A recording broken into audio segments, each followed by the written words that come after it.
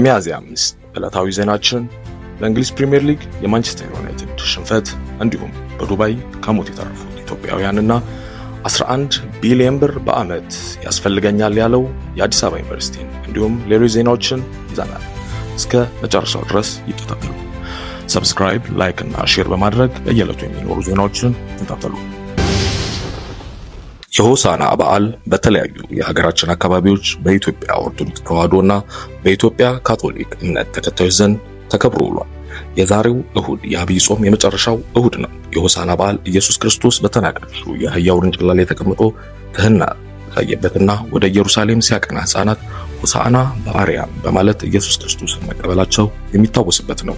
8 ሳምንታት ያሉት የአብይ ጾም ከዕለተ ሆሳዕና በኋላ የኢየሱስ ክርስቶስ ሕማማት የሚታሰብበት ሳምንት ይሆናል። እንግሊዝ ፕሪሚየር ሊግ 32ኛ ሳምንት ከሜዳ ውጪ ኒውካስትልን ያስተናገደው ማንቸስተር ዩናይትድ በኒውካስትል 4-1 የሆነ ሽንፈትን አስተናግዷል። ዛሬ ብዙ ኢትዮጵያውያን ይኖሩበታል እየተባለ ከሚገመተው ዱባይ ሻርጃ አልናህድ አካባቢ አንድ በጣም ረጅም ፎቅ በእሳት ተያይዞ የነበረ ሲሆን አንዳንዶቹ ከ44ኛ ፎቅ እሳቱን ለማምለጥ ሲሉ ለመዝለል የሞቱ እንደነበሩ ተሰምቷል። በዚህም 4 ስደተኞች ሞተዋል። በአካባቢው ብዙ ኢትዮጵያውያን ይኖሩበታል ተብሎ የሚገመት ሲሆን ኢትዮጵያውያን ግን ዛሬ የሆሳዕና በዓል እንደመሆኑ ከቤተ ክርስቲያን መልስ ተመልሰው ስለነበሩ አልተኙም ነበር። በ48ኛው የፓሪስ ማራቶን በሴቶች ኢትዮጵያውያን አትሌቶች አንደኛና ሁለተኛ በመውጣት አጠናቀዋል። አትሌት በዳቱ ሂርጳ ርቀቱን በ2 ሰዓት ከ20 ደቂቃ 45 ሰከንድ በመግባት አንደኛ ሆናች። አትሌት ዳራ ዲዳ 2 ሰዓት ከ20 ደቂቃ ከ49 ሰከንድ በመግባት ሁለተኛ ሆና አጠናቃለች። በወንዶች ኬንያዊ አትሌት በርናንድ ቢዮት በአንደኝነት አጠናቋል። አዲስ አበባ ገቢዎች ቢሮ ባለፉት 9 ወራት ከገቢ ግብር 160.9 ቢሊዮን ብር መሰብሰቡን በሰጠው ጋዜጣዊ መግለጫ አስታውቋል። ቢሮ በዚህ ወቅት 163.9 ቢሊዮን ብር ለመሰብሰብ አቅዶ እንደነበር የቢሮው የሕዝብ ግንኙነት ዳይሬክተር አቶ ሰውነት አየለ ገልጸዋል። በበጀት ዓመቱ 230.4 ቢሊዮን ብር ለመሰብሰብ እቅድ ያለው ሲሆን ተጨማሪ የገቢ አይነቶችን በመጨመር እናም ከዚህ ቀደም ታክስ ያልከፈሉትም ወይም አሳንሶ የከፈሉትን በመለየት ገቢ እየሰበሰበ መሆኑን አቶ ሰውነት ተናግረዋል። በተጨማሪም ግብር ለማጭበርበር የሞከሩ ግብር ከፋዮች ላይ እርምጃ በመውሰድ ከ6 ቢሊዮን ብር በላይ መሰብሰቡንና በሙስና የተጠረጠሩ የቢሮ አመራሮችና ሰራተኞች ተጠያቂ መደረጋቸውንም ቢሮ ጨምሮ አስታውቋል። አዲስ አበባ ዩኒቨርሲቲ በዓመት ከ11 ቢሊዮን ብር በላይ ያስፈልገኛል ማለቱ ተሰምቷል። በቀጣይ 5 ዓመታት ውስጥ ዩኒቨርሲቲው የተሻለ ተቋም ለማድረግ 59 ቢሊዮን ብር እንደሚያስፈልግ የዩኒቨርሲቲው ተጠባባቂ ፕሬዝዳንት አቶ ሳሙኤል ክፍሌ ገልጸዋል።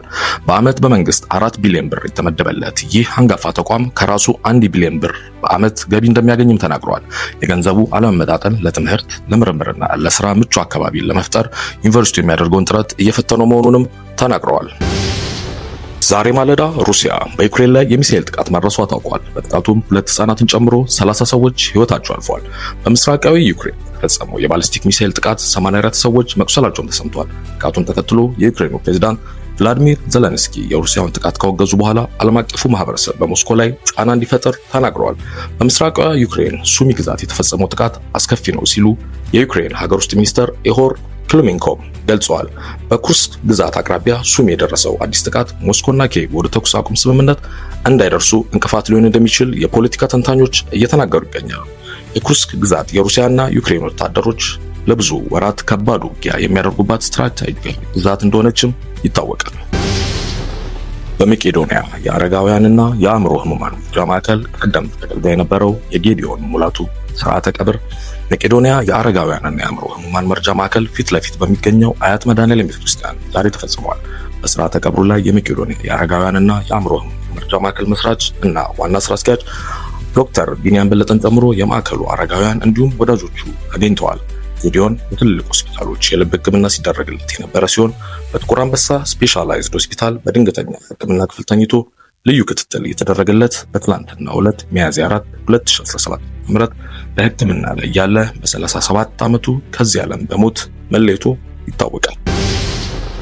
አዲስ አበባ ቃሊቲ ክፍለ ከተማ ቀበሌ 09 ኬኬ ብርድ ልብስ ፋብሪካ አካባቢ ዛሬ ከቀትር በኋላ 7 ሰዓት አካባቢ ከባድ የሚባል የትራፊክ አደጋ ተከስቷል። አደጋው የተከሰተው በአንድ ተሳቢ እና ፒካፕ መኪና ምክንያት ነው።